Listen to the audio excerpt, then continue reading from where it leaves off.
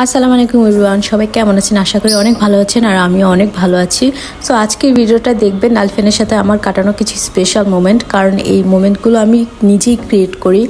যখন আলফিয়ানের পাপা থাকে না, আলফিয়ানকে নিয়ে আমি বের হই আর ওর মন মতো, ওর খুশি মতো আমি ওর সাথে চলতে পছন্দ করি।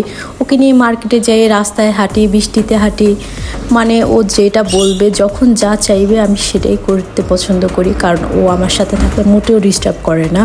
তো যেহেতু লিফট পছন্দ করে, তো ওকে নিয়ে আমি মার্কেটে গিয়েছিলাম এবং ও লিফট অনেক স্পেশাল মনে করে লিফট জিনিসটাকে।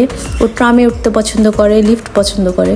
তো লিফটে বাটন নিজে প্রেস করতে পারে, ও এটা প্রেস করে অনেক আনন্দ পায়। আর ওর আনন্দতে আমার আনন্দ, কারণ ও আমার সাথে থাকলে অনেক হ্যাপি ফিল করে। আর ও বাবা থাকলে ওর যত বাহানা, যত কান্নাকাটি শুরু হয়ে যাবে।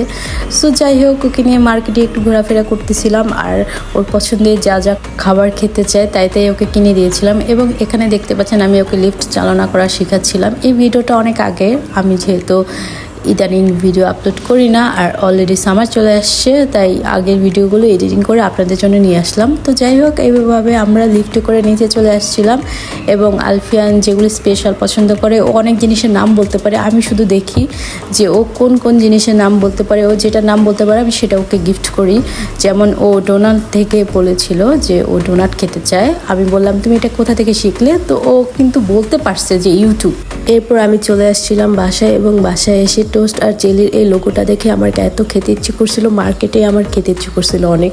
তো ভাবলাম যে বাসায় এসে এটা আগে খাই। তো এটার জন্য আমি একটা জেলিও কিনে নিয়ে আসছিলাম।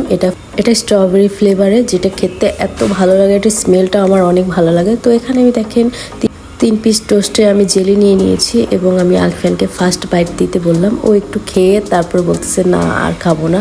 তো তারপর ও একটা খেয়েছিল আর আমি বাকি দুটো আমি নিজেই সাবার করে দিয়েছি।